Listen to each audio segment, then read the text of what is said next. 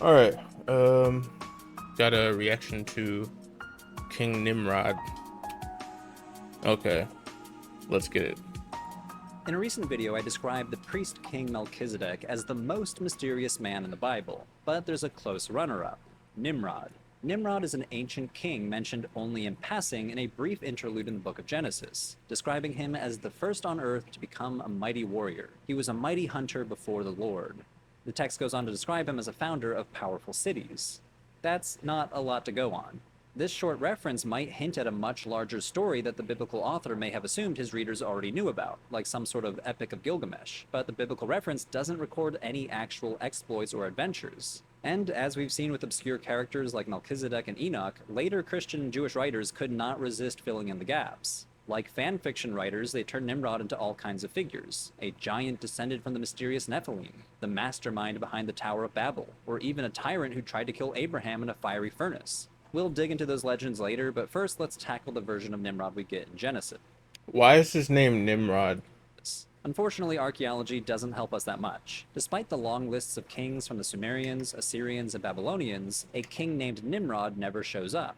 So scholars are left with questions. Was Nimrod a legendary hero, a garbled memory of a real king, or just a political allegory? To understand where Nimrod fits in the Bible, we first need to zoom out for a moment and look at the surrounding stories. The early chapters of Genesis, like the creation story, Adam and Eve, and Noah's flood, share many parallels with other ancient Near Eastern literature, like the Epic of Gilgamesh or the Epic of Atrahasis. And these chapters function somewhat like a self-contained mythological cycle, only loosely connected with the rest of Genesis. But after the flood, the biblical narrative begins to shift gears. Genesis chapters 10 and 11 act as a kind of bridge, moving the story from a mythic past into a fully populated world of well-established nations. Genesis chapter 10 kicks off this transition with a simple line.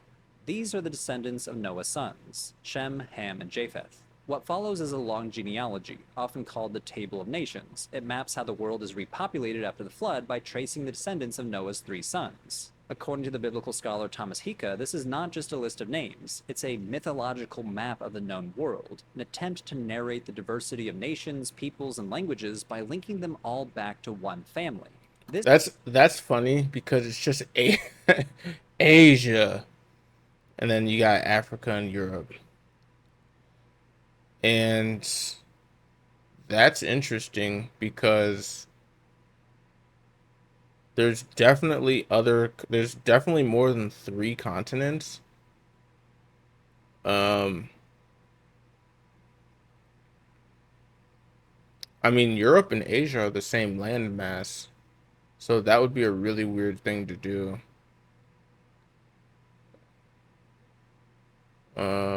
Okay. method of storytelling is not unique to the Bible. The ancient Greeks did something similar. In a poem known as the Catalogue of Women, the Greek poet Hesiod traced the ancestry of the Greek people through genealogies of heroes. For example, he wrote that the man Deucalion, the Greek equivalent of Noah, had a daughter named Thea, who bore two sons, Magnus and Macedon. These sons became the legendary ancestors of the people of Magnesia and Macedonia. Hesiod also included figures like Arabus, the supposed ancestor of the Arabs. Now, of course, these stories are not historical in the modern sense, but they helped ancient readers understand where they came from and how their neighbors fit. No, they didn't, bro. Like, what? That's the one thing I hate about the Bible. There's so many lineages that like they just don't go. They just name a bunch of names and they never go into them. Into a shared mythic family tree. Genesis chapter 10 plays a similar role in the Hebrew Bible. So, returning to Genesis, the actual story of Nimrod is just 4 verses long, tucked into the genealogy of a man named Cush, the Hebrew name for the ancient land of Nubia, just south of Egypt. It says Cush became the father of Nimrod. He was the first on earth to become a mighty warrior. He was a mighty hunter before the Lord. The beginning of his kingdom was Babel, Erech, Akkad, and This is weird.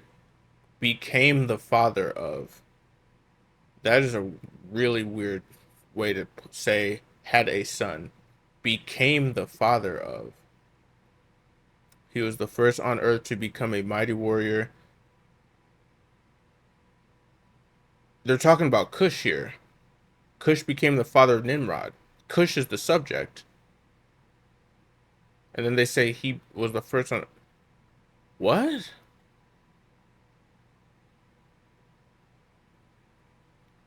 Was Babel, Erech, Akkad, and Calneh in the land of Shinar? From that land, he went to Assyria and built Nineveh, Rehoboth, Calah, and Rezin between. Yeah, see, this is why I can't stand the Calneh Bible. in the land of Shinar. From that land he went into Assyria and built Nineveh, Rehoboth-ir, Calah, and Rezin between Nineveh and Calah. Now, on the surface, this sounds like a straightforward description of a king who starts his kingdom in southern Mesopotamia, around cities like Babylon and Uruk, and then expands northward into Assyria. In theory, this list of cities should help us pin down who Nimrod was, right? If one historical king had ruled over all these places, we could probably identify him. But the problem is, the cities mentioned here don't all belong to the same time period. Some of these sites, like Uruk and Nineveh, are among the oldest cities in all of Mesopotamia, dating back to the 3rd millennium BCE. Others, like Calah, only rose to prominence much later. Calah was a relatively minor town until Ashurnasirpal II made it the capital of the Neo-Assyrian Empire in the 9th century BCE. We don't exactly know where the city of Resen was, but some scholars propose the site Dur-Sharrukin, which was founded even later by Sargon II in the late 700s. In other words, no single king could have founded all of these cities because they didn't all exist at the same time. This chronological spread makes it almost impossible to identify Nimrod with a real historical ruler. But the timing of the composition of this text gives us some clues. Many scholars believe that parts of Genesis, including this passage, were shaped during or after the Neo-Assyrian Empire. The Assyrians conquered the northern kingdom of Israel in 722 BCE, and ruled over the southern kingdom of Judah as a vassal for about a century. When Assyria collapsed in 609, the Babylonians took over, and just a few decades later, they destroyed Jerusalem and ended the kingdom of Judah. This was a formative moment in the development of Israelite traditions, and it's not hard to imagine that older Mesopotamian legends entered Judean storytelling during this time, passed down through the Assyrians. And this portrayal of Nimrod as the founder of both very ancient cities and more recent Neo-Assyrian cities might reflect the political world of that time. The mix of cities from very different periods suggests that the figure of Nimrod was not drawn from one historical memory. I was gonna say, they might just be using that as like a placeholder. Like they might just be saying like that might be another word for ruler. I'm trying to figure out how it became like slang for idiot. By taking a less literal approach to the text, scholars have come up with a few theories about the identity of Nimrod. First, Sargon of Akkad. One puzzling detail in the Nimrod story is his genealogy. He's listed as the son of Cush, but Cush is the Hebrew name for ancient Nubia, an African kingdom south of Egypt. In the biblical Table of Nations, Cush is a descendant of Ham. Oh my gosh. Nimrod was black. Mesopotamian nations are usually traced through Shem, so Nimrod's placement here is odd. It's also geographically confusing, since Nubia and Mesopotamia are nowhere near each other.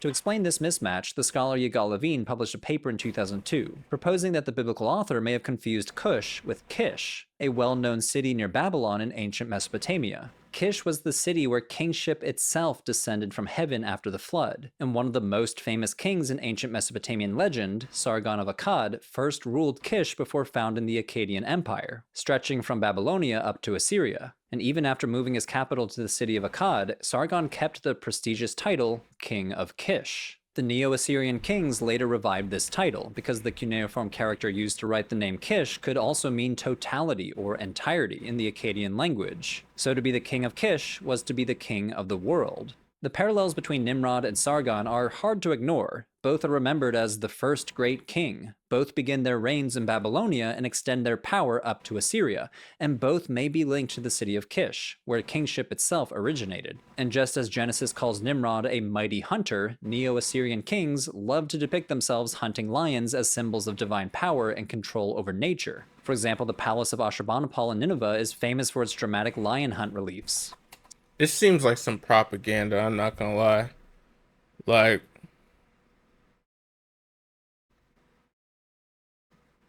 why would they make that mistake? Why would they call him Nimrod? How do you get Nimrod from Sargon? Sargon of Akkad and his grandson Naram-Sin both enjoyed long reigns, and their legends remained well known for millennia to come, almost like Mesopotamia's version of King Arthur. So Levine concludes that Nimrod is a literary echo of Sargon and maybe his grandson, a version filtered through a Neo-Assyrian lens, updated for a new audience. Nah, Now another I don't theory believe takes that. a different angle entirely. Instead of looking for a historical king behind Nimrod, some scholars suggest that he may originally have been a Mesopotamian god who was later historicized as a human ruler. And if that's the case, then the confusing time gaps between the cities linked to Nimrod are not a problem at all. Gods, after all, don't follow human timescales. The leading candidate here is Ninurta, a Sumerian god of agriculture, hunting, and war. The worship of Ninurta remained influential for centuries, and his popularity surged again in the Neo-Assyrian period. Several Assyrian kings even incorporated Ninurta into their throne names. An important temple was also built to him in Kalhu, one of the cities listed in the Nimrod passage. The scholar Ron Hendel has recently argued that the name Nimrod could derive from Ninurta with a few plausible phonetic shifts, Nin to Nim and Urt to Rud. On this basis, Hendel suggests that Nimrod is a euhemerized version of Ninurta, meaning a god transformed into a legendary human. From the Israelite perspective, this figure becomes not just a mythic king, but a stand-in for the entire Assyrian Empire. To support his argument, Hendel points to another passage from the Hebrew Bible, Yeah, that's what I was Micah saying. chapter 5, verse 5, which refers to Assyria as the land of Nimrod. Hendel writes, Ninurta was the son of the god Ashur and the protector of the king in Assyrian royal ideology. I keep thinking, you know what Reddit says? Reddit says, the name Nimrod is according to Reddit.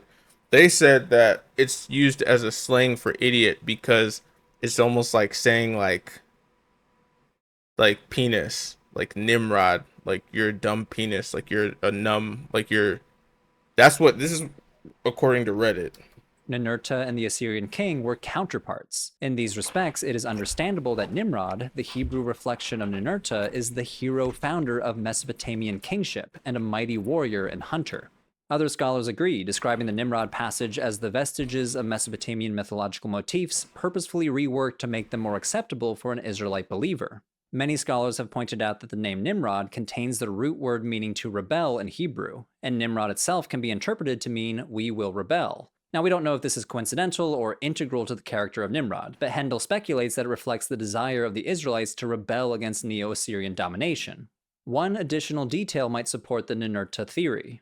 In 2 Kings chapter 19, the Assyrian king Sennacherib is said to have been assassinated in the temple of his god Nisroch, but there's no known Assyrian god by that name. Hendel speculates that a scribal error might be at play. If you replace the Hebrew letters Samek and Kaf with the similar looking definitely Dalet, that's Nisroch clearly what it becomes is. Nimrod. That's In clearly theory, this what it passage is. might have originally referred to Nimrod as the god of Sennacherib before the text was corrupted to Nisroch, and it would support the idea that Nimrod was the Hebrew name for Ninurta. Still, this part of the theory is more speculative. Ninurta's influence had faded by Sennacherib's Ninurta. Are you kidding me, bro? That's the same exact thing.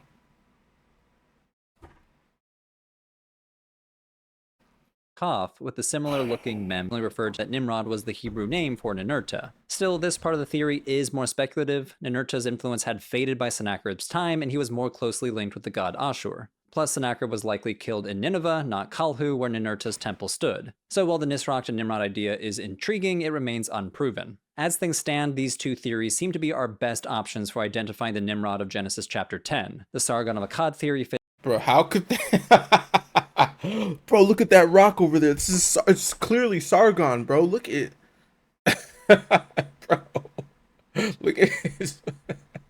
It's better with Nimrod's depiction as the first great king of history, and the Ninurta theory fits better with his name and various How can you Assyrian even tell that's a person? After the Bible, the figure of Nimrod took on a second life in Jewish and Christian imagination. Later interpreters reinvented his legacy, sometimes in surprising ways. Some of these new traditions cast him as a positive character. For example, the Targum Pseudo-Jonathan, an ancient Aramaic translation and elaboration of Genesis, adds a new twist to Genesis chapter 10. It says that Nimrod didn't want to be part of the so-called generation of divisions, so God moved him out of Shinar and resettled him in Assyria. That phrase, generation of divisions, refers to a mysterious line in Genesis 10:25, which says that in the days of Peleg, the grandson of Shem, the earth was divided. Many ancient interpreters connected this verse to the story of the Tower of Babel in the next chapter, where God scatters humanity across the earth to disrupt their attempt to build a city and a tower. So in the Targum's version, Nimrod opposes the Tower of Babel, and as a result, God rewards him by granting him new territory in Assyria. We see a similar interpretation in Christian sources. The 4th century theologian Ephraim the Syrian praises Nimrod as a kind of divine agent. He writes, Nimrod was a strong giant before the Lord, because in accordance with God's will, he waged war upon the peoples in order to spread them out to the areas that God had allotted them. Therefore, if someone wants to bless a leader or king, he says, may you become like Nimrod, a strong giant before the Lord, triumphant in the wars of the Lord.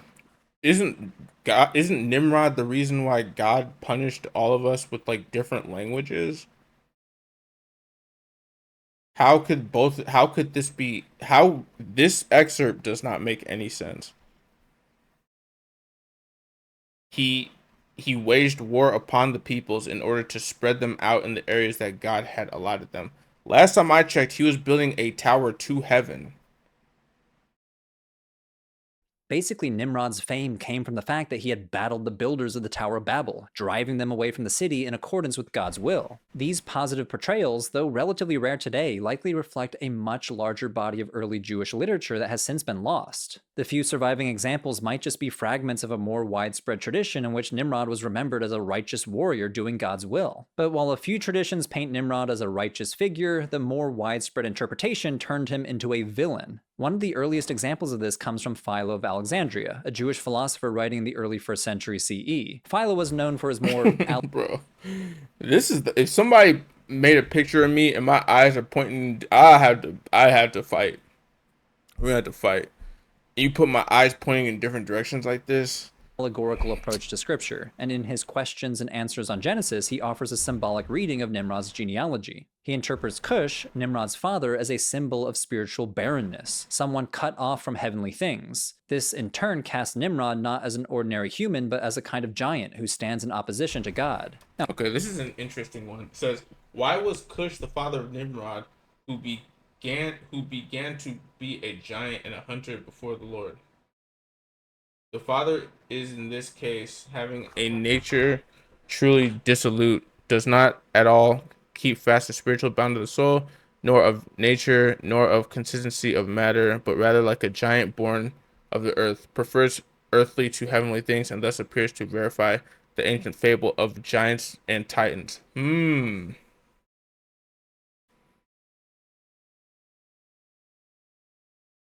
This is a very interesting excerpt of text.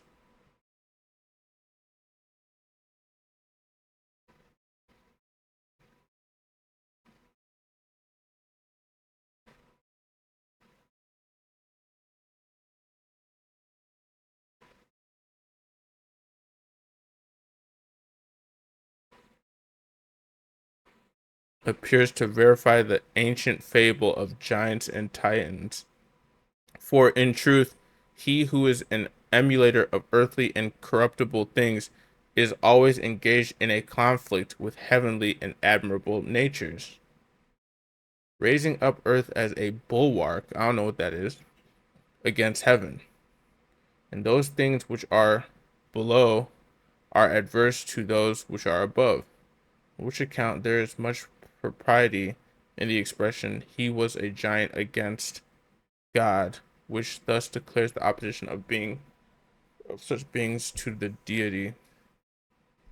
Philo is pulling together several ideas circulating in Second Temple Judaism. One of them is the connection between giants and spiritual rebellion. Genesis chapter 6 briefly mentions that the so-called sons of God took human wives and produced children called the Giberim, a term meaning mighty ones or heroes, which is the same word used to describe Nimrod in Genesis 10. But when Genesis was Hmm. translated into Greek, they chose to translate Giberim as gigantes, from which we get the word giants.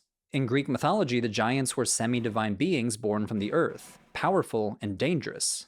Over time, this translation led to a new interpretation, that the Giberim were literal giants. Jews of the Hellenistic period were fascinated by the possibility that ancient giants had survived Noah's flood and had interacted with various biblical people and places. And for Philo, Nimrod was undoubtedly one of these giants, though it's not clear whether Philo literally believed this, since he treats it as another allegory. Philo also draws on another interpretive shift. The Hebrew phrase in Genesis 10 says Nimrod was a mighty hunter before the Lord, using a Hebrew word which usually means in the sight of or as witnessed by. But the Greek translation renders it using the word enantion, which can mean against or in opposition to.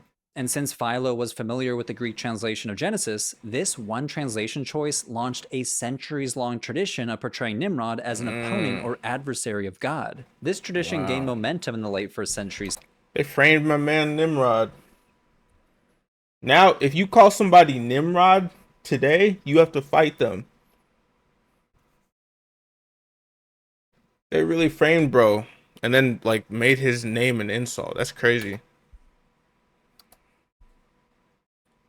Josephus puts his own spin on the Nimrod legend, saying that Nimrod was an insolent king of Babylon who convinced everyone that God was trying to disperse them so that they would be open to attack. Nimrod then began constructing a tower with the intention of making it so high that they could survive a second flood. Josephus writes, he threatened to have his revenge on God if he wished to inundate the earth again, for he would build a tower higher than the water could reach and avenge the destruction of their forefathers. But later stories took Nimrod's villain arc in even stranger directions. In a late 1st century text called the Book of Biblical Antiquities, which is falsely attributed to Philo, we see a similar story that we just saw in Josephus. Nimrod is cast as the tyrant king of Babylon who builds the Tower of Babel, but then he tries to punish Abraham for refusing to help by throwing him into a fiery furnace. God saves him though. God stirred up a great earthquake, and the fire gushed forth of the furnace, and broke out into flames and sparks of fire, and consumed all them that stood round in the sight of the furnace. And Abraham rose out of the furnace, and the fiery furnace fell down, and Abraham was saved.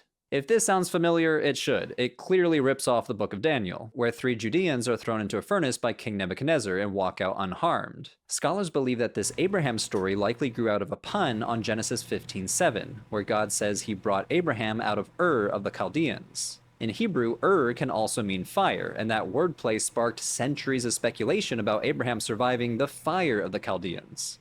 For example, in the rabbinic commentary called Genesis Rabbah, Nimrod becomes kind of a theological foil to Abraham. In a dramatic debate, Nimrod insists that fire is the most powerful force in the universe. He says, "Let us worship the fire." Abraham replies, "Should we not then worship the water which extinguishes the fire?" And Nimrod replies, "Then let us worship the water." And the conversation continues, saying we should worship clouds, wind, and then finally humanity. Eventually, Nimrod grows frustrated and says, "You are merely piling words. We should bow to none other than the fire. I shall therefore cast you in it, and let your God to whom you bow come and save you from it." This fiery showdown and fire-worshipping theme had staying power in later Christian and Jewish texts. A late antique Christian text called Pseudo Clemens Recognitions says that Nimrod went to Persia and taught the Persians to worship fire. And this is where the legend starts to brush up against another famous fire survivor. How do you worship fire? Like, oh, we're gonna worship fire. It's like, okay. Then you just light a fire and like, where are you, Prometheus? You're just gonna sit there in front of a fire? Oh, thank you. What happens when you run out of sticks and it burns out? Zoroaster. Zoroaster, or Zarathustra, is the founder of Zoroastrianism, a religion commonly stereotyped by outsiders for worshipping fire, even though this is a misconception. To call someone a fire worshipper in late antiquity was basically a polemical shorthand for Zoroastrian. So when ancient texts describe Nimrod as a fire worshipper, they might be subtly, or not so subtly, hinting that he was Zoroaster or at least a rival imitation. One Christian text makes this explicit, calling Nimrod a giant who chose to think thoughts in opposition to God. It is he whom the Greeks knew as Zoroaster.